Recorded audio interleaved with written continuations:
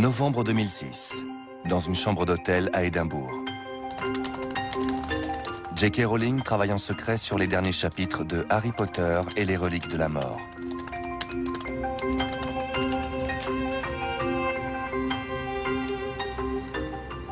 Je me suis fait une note très utile. Nécessitera un plan solide. Je ne sais plus quand j'ai écrit ça. Mais j'avais raison. Il lui aura fallu 17 ans pour écrire les 7 volumes de la série. C'est une grande saga où se mêlent les désarrois de l'enfance, le danger et l'aventure. Mais c'est bien plus qu'un simple conte pour enfants. Derrière la sorcellerie et la magie se cache une fable profondément morale sur le bien et le mal, l'amour et la haine, la vie et la mort.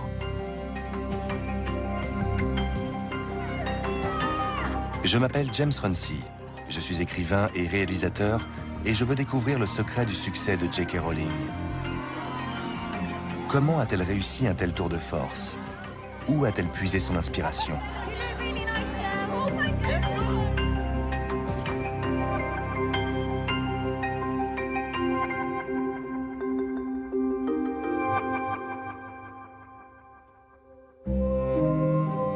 Voici la maison de campagne de J.K. Rowling en Écosse.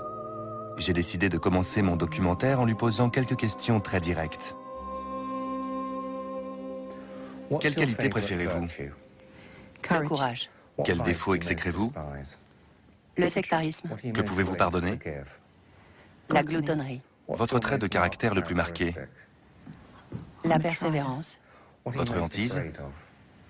Perdre un être cher. Quelle qualité préférez-vous chez un homme? La moralité. Quelle qualité préférez-vous chez une femme? La générosité. Qu'appréciez-vous le plus chez vos amis? La tolérance. Votre principal défaut? Soupe au lait. Votre activité préférée? L'écriture. Votre image du bonheur? Une famille heureuse.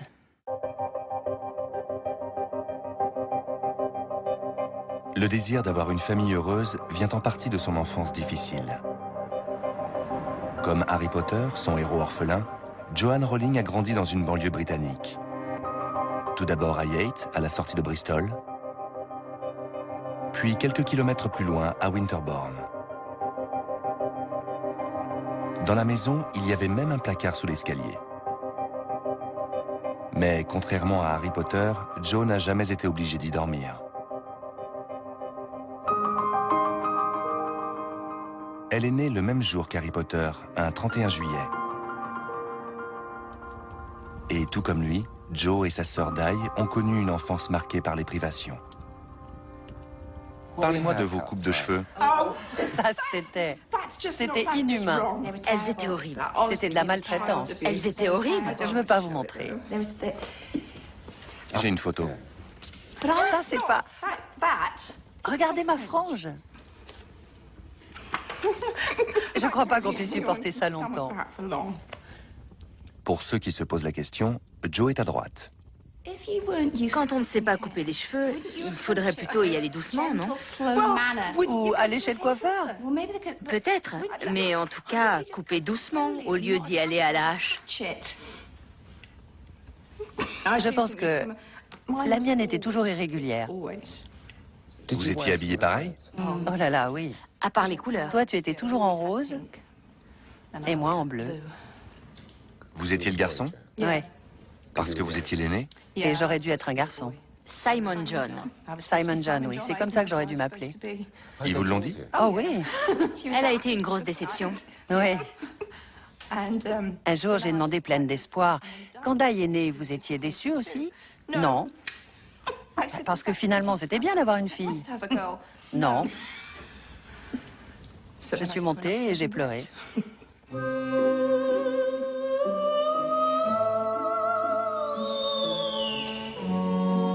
Jo a 9 ans quand la famille s'installe près de Chepstow, dans un village en bordure de la forêt de Dean. Un lieu propice à l'imagination où elle peut inventer toutes sortes de créatures magiques, de mystères et d'intrigues. Je suis très attirée par la forêt. C'est l'endroit que je préfère à Poudlard. Une forêt, ça peut être de multiples choses. Ça peut être un lieu enchanteur. On n'imagine jamais une foule dans une forêt. C'est un lieu solitaire. C'est peut-être parce qu'on s'y sentait à l'abri que les forêts m'attirent autant, bien qu'elles puissent faire peur. Jo écrit des histoires dès son plus jeune âge. Son environnement est une source inépuisable d'inspiration. Elle vit aussi tout près d'un cimetière. La famille habite cette maison. Jo et sa sœur gagnent un peu d'argent de poche en faisant des heures de ménage à l'église Saint-Luc. C'était abominable le froid qu'il faisait dans cette église l'hiver. Tout ça pour une livre chacune. Quelle horreur.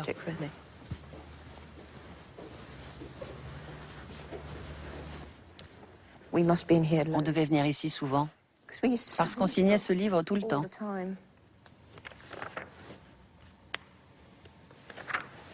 Regardez, je suis là.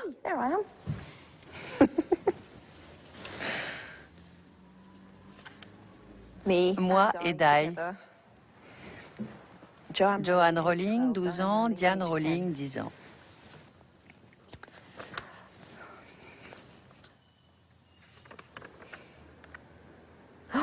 Il y a un nom que j'ai volé pour Harry Potter. Pour un méchant en plus. Cachez le livre, enfermez-le. J'avais oublié. Jo est la seule dans sa famille à assister régulièrement à la messe. Elle sera même baptisée ici à l'âge de 11 ans. Croyez-vous en Dieu? Oui. Mais ce n'est pas facile. Je suis tourmentée par des doutes sur beaucoup de choses et Dieu en fait partie. Mais je dirais que oui. Pensez-vous qu'il y a une vie après la mort? Oui, je pense que oui. La foi de Jo, ses croyances sur la vie, la mort et l'au-delà, sont durement ébranlées lorsqu'en 1980, sa mère apprend qu'elle est atteinte d'une sclérose en plaques. J'avais 15 ans quand le diagnostic est tombé. Mais on sait aujourd'hui qu'elle avait déjà des symptômes quand j'avais 10 ou 11 ans.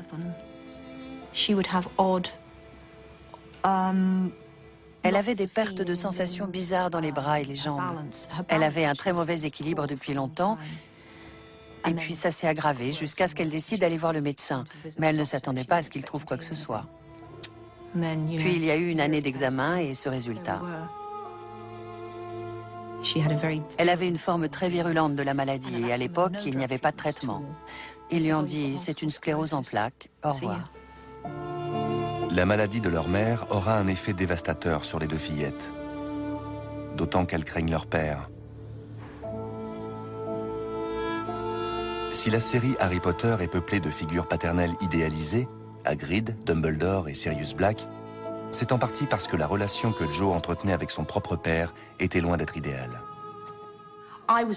J'ai eu très peur de mon père pendant très longtemps. Mais j'essayais... Enfin, ça va souvent de pair. J'essayais désespérément d'obtenir son approbation et de le rendre heureux, je suppose.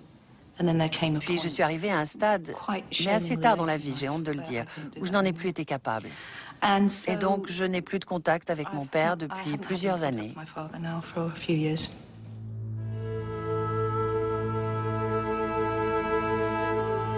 L'absence d'une vraie relation affective avec son père et le lent déclin de sa mère sont deux des facteurs qui ont le plus influencé l'écriture de Jo. Anne Rowling meurt en 1990. Trop tôt pour connaître Harry Potter et l'incroyable succès d'édition remporté par sa fille.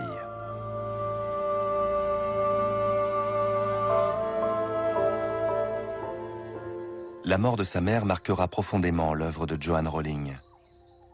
Et à bien des égards, les Harry Potter sont une gigantesque tentative de se réapproprier son enfance.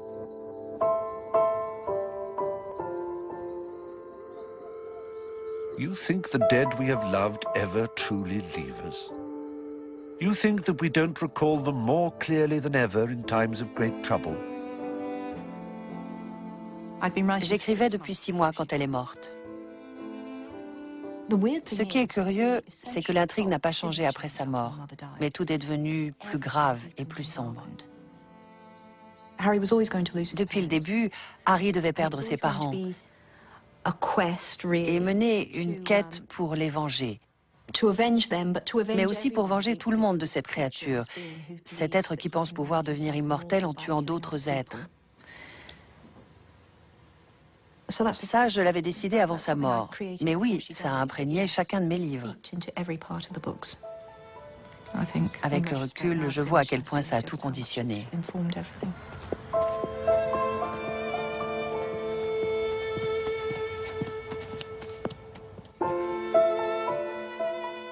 C'était la première fois que vous voyiez quelqu'un de mort? Non. Parce que je ne l'ai pas vue morte, pour respecter le souhait de mon père. Moi, je voulais la voir, et lui ne voulait pas.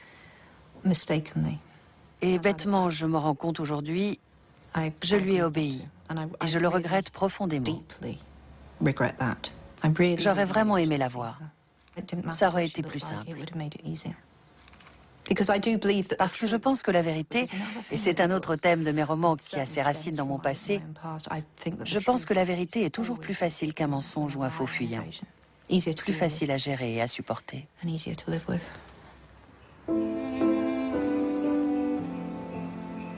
Après la mort de sa mère, Jo s'installe au Portugal où elle enseigne l'anglais. Elle épouse Jorge Arantes, un journaliste de télévision. Ensemble, ils ont une fille, Jessica, mais le couple se sépare au bout de 2 ans. Jo sombre dans la dépression. Mon mariage a été bref et catastrophique. Je me suis retrouvée avec un bébé et il fallait que je rentre en Grande-Bretagne et que je nous reconstruise une vie. J'ai tenu grâce à l'adrénaline. Ce n'est que lorsque j'ai levé le pied que je me suis vraiment rendu compte du désastre qu'était ma vie. On était aussi fauchés qu'on peut l'être, sans être à la rue. On survivait grâce aux allocations et à ce moment-là, j'étais vraiment en dépression. Ça s'exprimait chez moi par une torpeur, une apathie et une incapacité à croire qu'un jour je pourrais être de nouveau heureuse ou avoir le cœur léger. Je voyais tout en noir.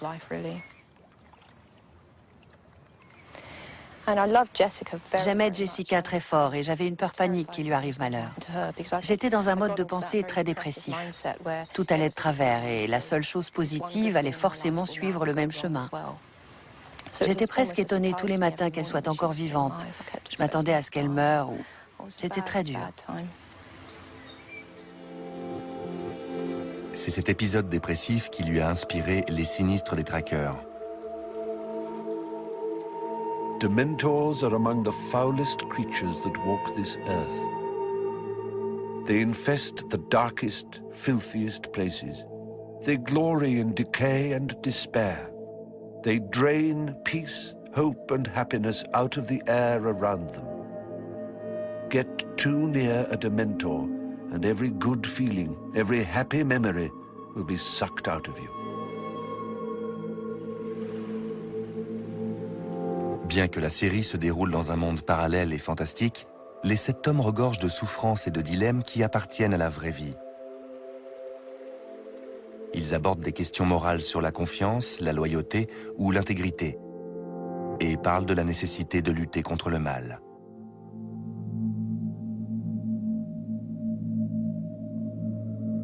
Au fil des ans, Harry Potter doit apprendre ce que cela signifie d'être une force du bien et d'œuvrer contre les noirs desseins de Lord Voldemort. Nous comprenons tous ce qu'est un acte malfaisant. Et Voldemort a toutes les qualités requises pour en commettre. Il a tué non pas pour se défendre ou protéger quelqu'un, pour aucune des raisons pour lesquelles la plupart d'entre nous pourraient envisager de tuer. Dans certaines situations extrêmes, si un être cher était menacé ou partant de guerre, lui a tué de sang-froid, parfois par plaisir et par intérêt personnel. Il est malfaisant.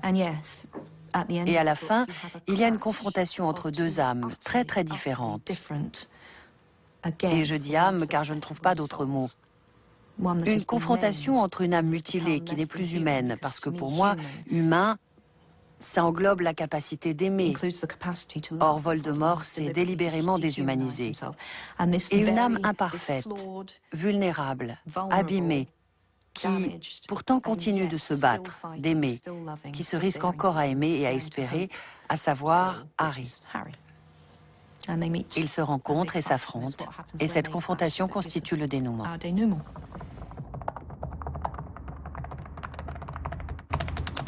À l'hôtel Balmoral à Édimbourg, Jo s'enferme dans sa chambre pour rédiger les derniers chapitres de Harry Potter et les reliques de la mort. Nous sommes le 11 janvier 2007 et c'est la fin de 17 années d'écriture.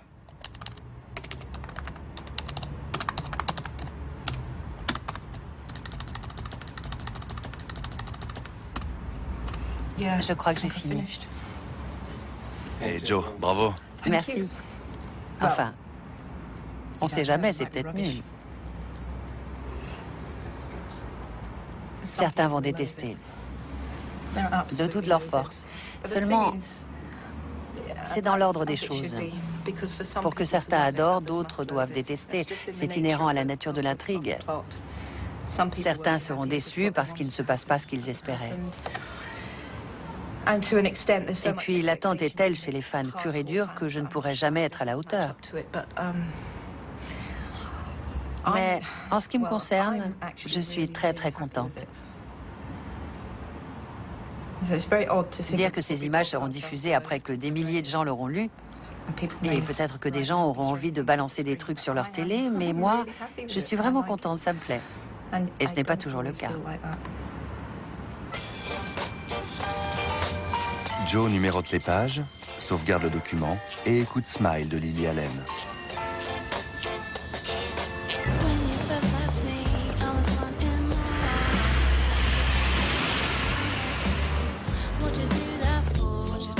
Il est quasiment impossible de décrire l'attente fébrile qui entoure J.K. Rowling au moment où elle entre dans la dernière ligne droite avant la publication.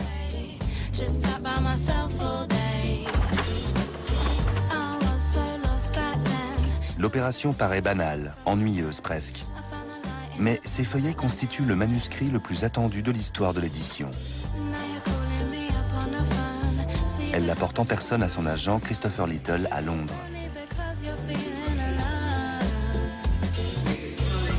La remise du document a lieu à l'aéroport d'Heathrow à 10h43 le vendredi 12 janvier 2007. Le manuscrit arrive ensuite chez l'éditrice de Jo. Après l'avoir lu, celle-ci vérifie page par page avec l'auteur que tous les problèmes soulevés ont été réglés.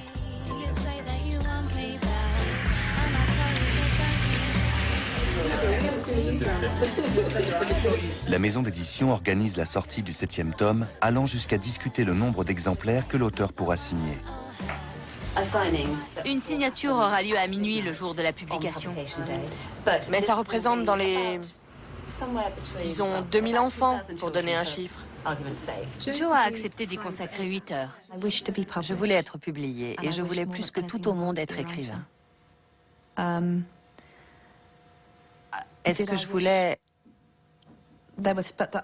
Jamais, James. Jamais je ne m'étais imaginé que les gens fouilleraient mes poubelles. Qu'on braquerait un téléobjectif sur moi à la plage. Qu'un journaliste irait frapper à la porte d'une amie de longue date et lui offrirait de l'argent pour qu'elle parle de moi. Que mes enfants seraient épiés pour voir s'ils étaient gâtés parce que leur mère est célèbre. 3 semaines avant la publication du dernier tome, Jo assiste à la première du film Harry Potter et l'Ordre du Phénix, adapté du 5e volet de la série. C'est un événement prestigieux et Jo est censée se comporter comme une star de cinéma. Mais elle est écrivain et quand elle a commencé à écrire, elle était loin de se douter qu'elle susciterait un tel intérêt.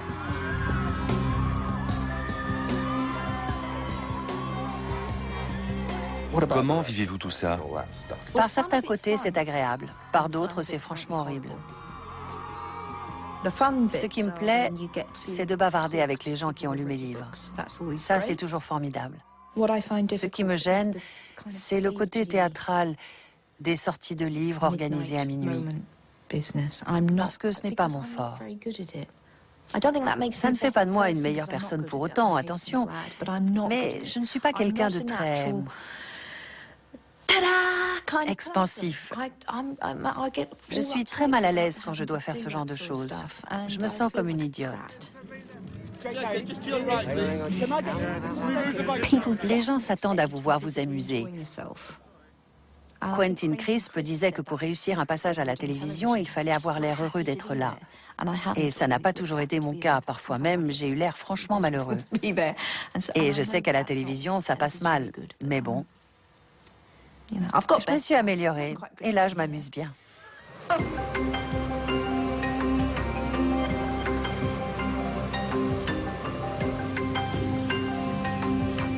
Harry Potter est un phénomène mondial. Et J.K. Rowling est désormais très demandée aux quatre coins de la planète.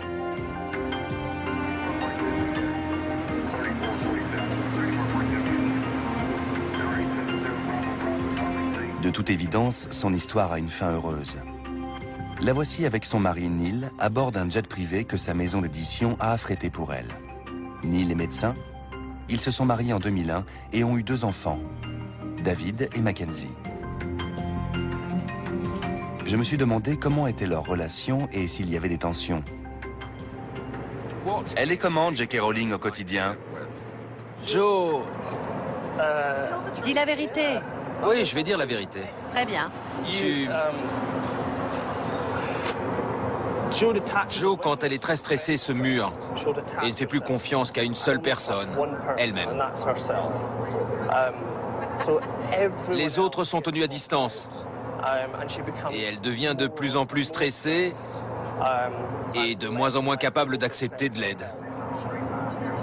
Ça doit être stressant pour vous. Oui, ça l'est. En gros, on est face à un mur. Ce n'est pas que moi, c'est tout le monde.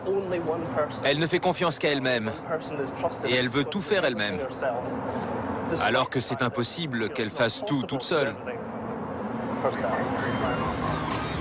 C'est cette ténacité qui est à l'origine de la publication la plus attendue de l'histoire de l'édition.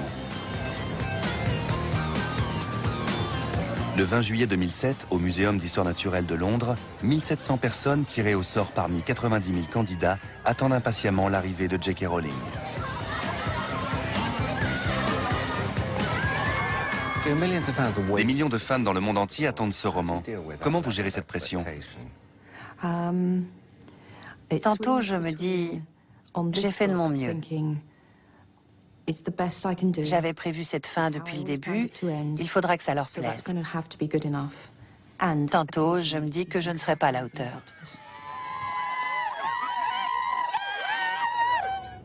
Plus que 2 heures. Joe est en route vers le muséum. J'en reviens pas d'être là, je suis surexcitée. Des gens faisaient déjà la queue à Piccadilly il y a 2 jours, des Belges.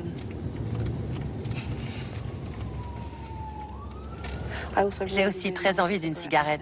Quand j'ai dit ça à Neil, il m'a répondu « T'en as ?» J'aurais dû. Mais après, j'aurais été accro. Demain, j'aurais acheté un paquet. Je ne peux pas fumer. Avec moi, c'est 2 paquets par jour ou rien. Le roman sera sous clé jusqu'à minuit et 1 seconde.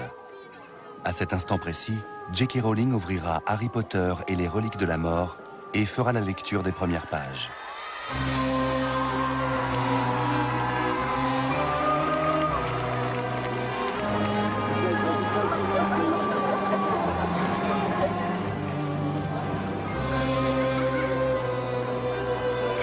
Aux 4 coins de la planète, c'est le même compte à rebours.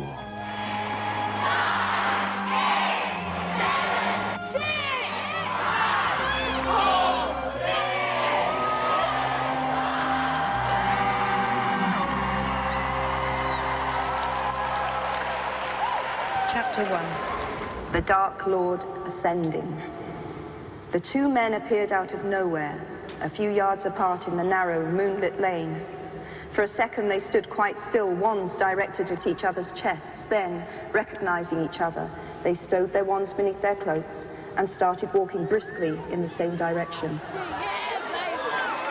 Les fans se précipitent pour obtenir leur exemplaire tant convoité.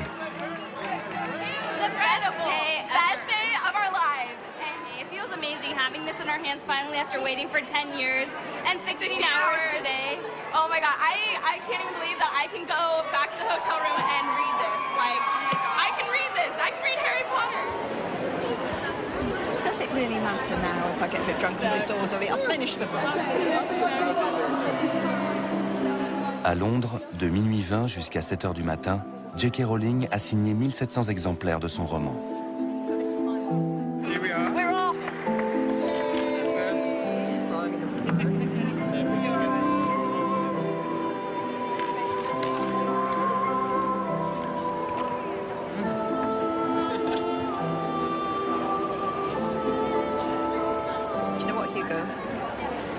Someone who is called Hugo in this book.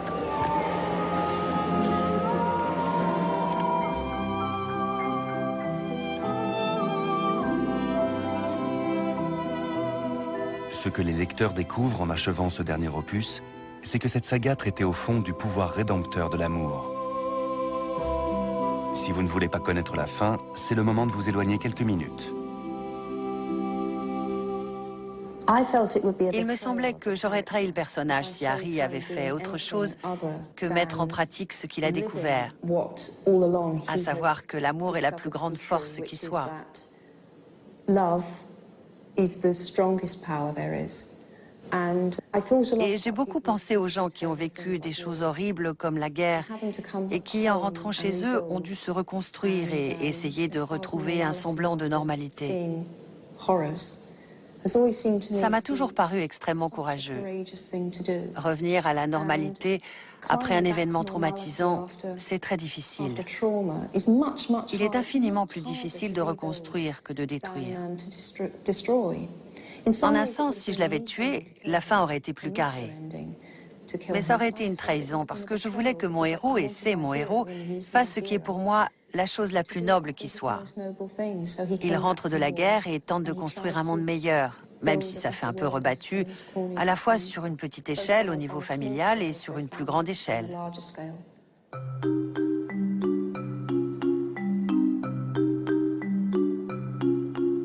Jo termine la série en donnant une famille à Harry.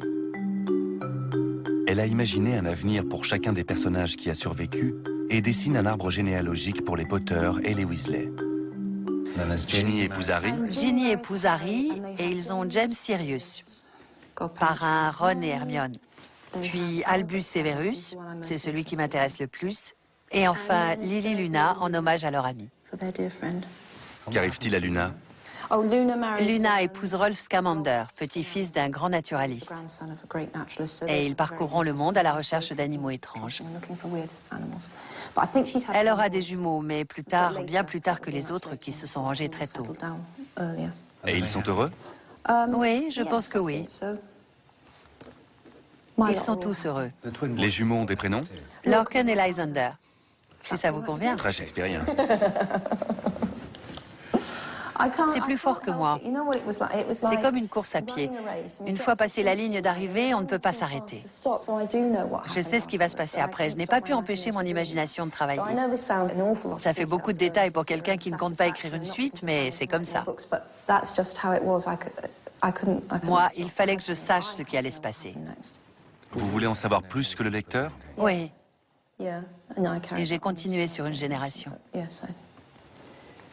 Ça pourrait faire un autre tome?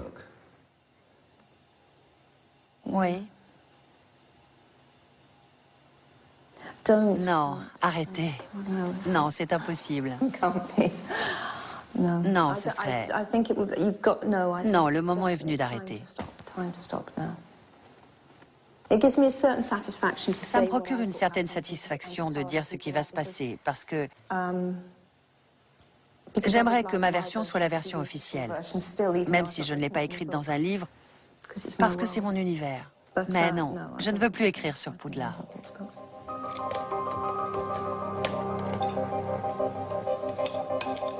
Jo vient de terminer une œuvre colossale.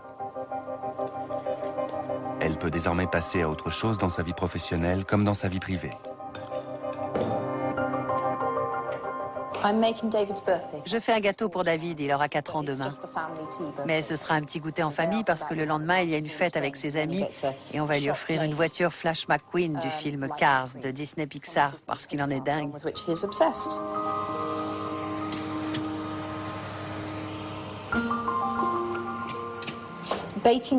Ça me rappelle ma mère, parce qu'elle faisait des gâteaux extraordinaires. Ça me donne l'impression d'être une bonne maman quand je fais des gâteaux d'anniversaire. Et puis David adore ça.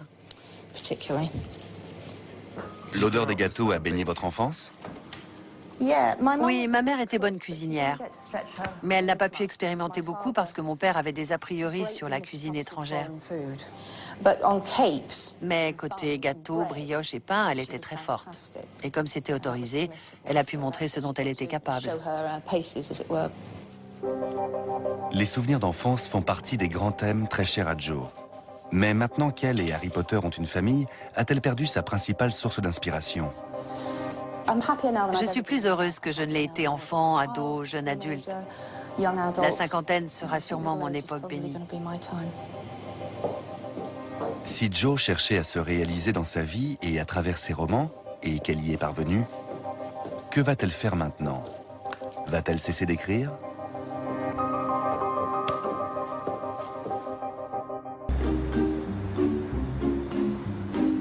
Hôtel Caledonian à Édimbourg. Des responsables de la Warner Brothers et d'Universal Studios se sont déplacés pour s'entretenir avec J.K. Rowling. C'est Hollywood qui vient à elle et non pas l'inverse.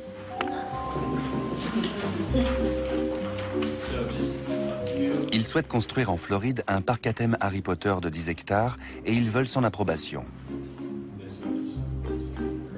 Vous savez, c'est face à des gens qui veulent m'impressionner que j'ai le plus le sentiment d'être une imposture. Parce que j'ai l'impression d'avoir 13 ans et d'être entourée d'adultes. Je le cache plutôt bien, mais souvent je me dis, pourquoi vous me regardez, moi?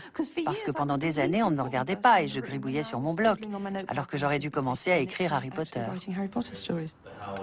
La beuglante est en l'air. On voit sa bouche bouger, mais on n'entend pas ce qu'elle dit.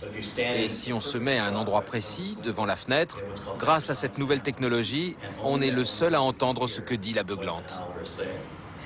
Drôle d'existence que celle de J.K. Rowling. La moitié de sa vie semble presque normale et l'autre moitié paraît complètement folle. La cellule détectera votre présence. Ses yeux s'ouvriront, il grognera et plongera sur vous. Il y a également la question de l'argent. D'après certains journaux, vous avez 570 millions de livres sterling. C'est vrai? C'est des conneries. Vous avez combien? Beaucoup, mais je ne vous dirai pas combien. En tout cas, pas 570 millions de livres. Pourquoi ne pas le dire? Parce que c'est personnel. Mais vous avez un paquet de millions de livres. Oui. J.K. Rowling a suffisamment d'argent pour acheter ses cadeaux de Noël chez Tiffany.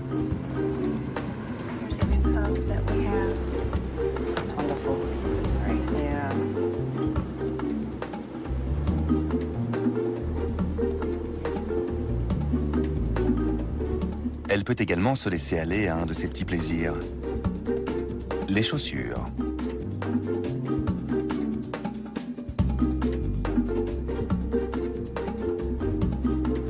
Why do girls love shoes so much? I want all of those.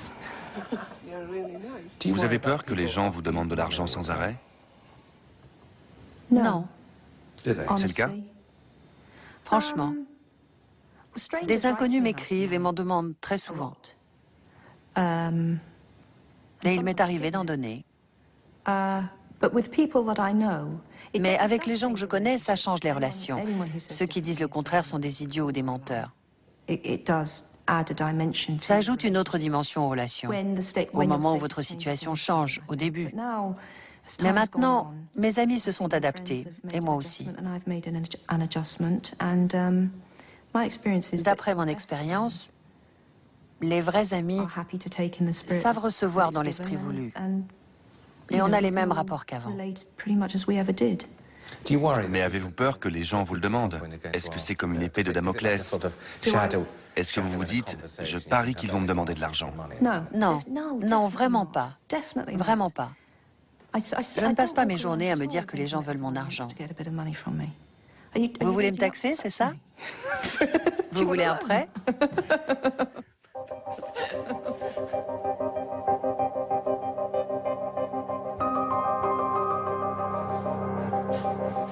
Chaque semaine, Joe Rowling reçoit jusqu'à 1500 lettres de fans ou d'œuvres de charité en appelant à sa générosité. Cela représente plus de 75 000 lettres par an.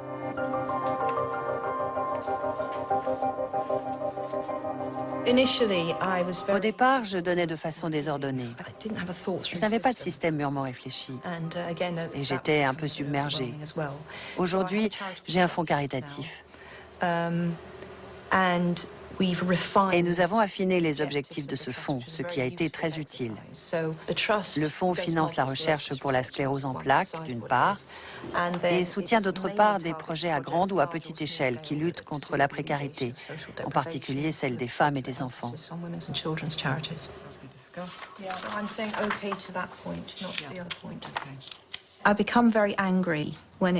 qui me met très en colère, c'est la précarité et l'exclusion sociale.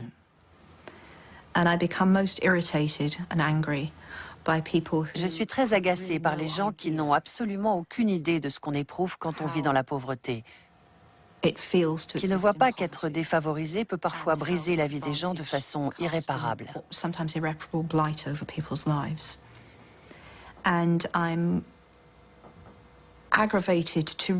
Et ça me rend carrément furibonde qu'une partie de la société ne comprenne pas que les problèmes qui l'affectent, elle aussi, dans sa petite vie tranquille, comme la délinquance, la drogue, des phénomènes qui touchent les classes moyennes, ont souvent comme origine de terribles injustices. C'est incroyable à quel point les gens s'en moquent et ne font aucun effort pour y remédier. Ça me met très en colère.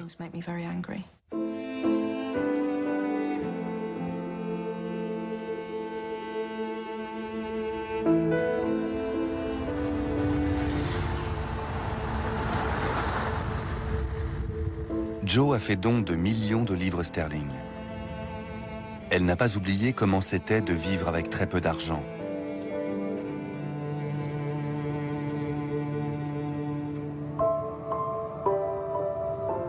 La célébrité et le succès aidant, il est sans doute très facile d'oublier d'où l'on vient.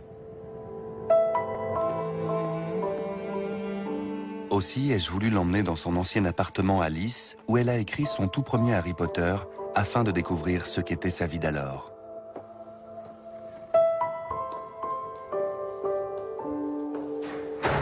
Il n'est situé qu'à quelques kilomètres de sa résidence principale à Édimbourg, mais c'est la première fois qu'elle y revient.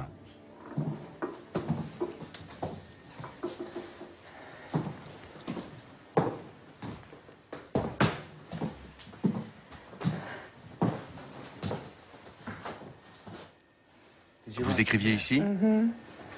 C'est vraiment la pièce où j'ai terminé à l'école des sorciers. C'est ici que j'ai transformé ma vie. Ma vie a tellement changé dans cet appartement.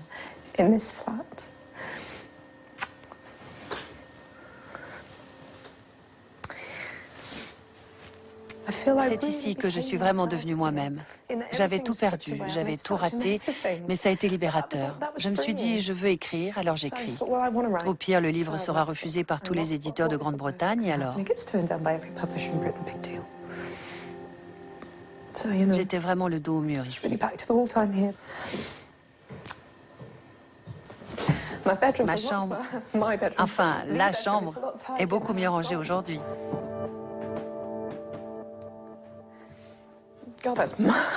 C'est fou.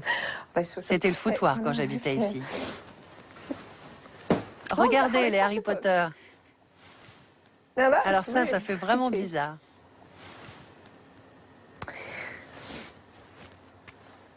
Depuis des années, je me dis que si tout devait s'arrêter, et certains jours, je me demande si je ne rêve pas, c'est ici que je reviendrai. Que ce serait ma base. Je reviendrai à Lys.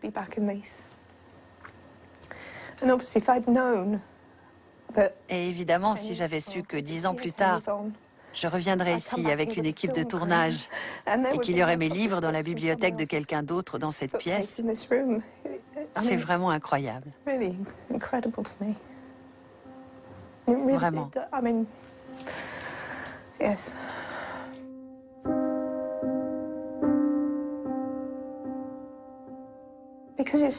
Comme c'est une partie de ma vie qu'on a entendue et réentendue, ça ennuie les gens de savoir comment j'ai commencé à écrire. Ils s'imaginent que c'était une sorte de coup publicitaire, que j'ai fait ça 1 an, mais c'était ma vie et c'était très dur. Et j'ignorais que ça allait déboucher sur ce conte de fées.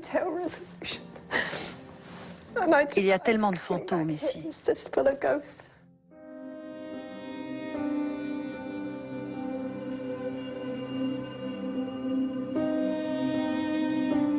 Pour la plupart des écrivains, écrire est une forme de thérapie, une façon de donner un sens au monde et à la place qu'ils y occupent. Aujourd'hui, Jo Rowling écrit de nouveau.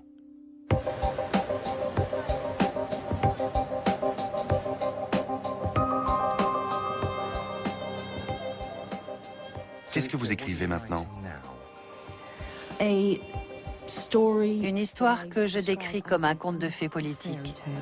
Et il est destiné à des enfants un peu plus jeunes. Ce sera sans doute le prochain livre que je finirai.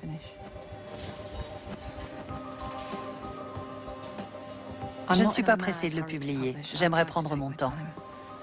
Pourquoi? Parce que j'ai vécu 10 ans avec des délais à respecter. Et là, je peux savourer le fait que personne ne l'attend vraiment, que personne ne sait de quoi ça parle. Je me retrouve comme au tout début, quand j'écrivais le premier volume, quand c'était mon univers à moi. J'ai vraiment envie de savourer ça. Un conte de fées politique. Vous n'en direz pas plus? C'est déjà beaucoup, James.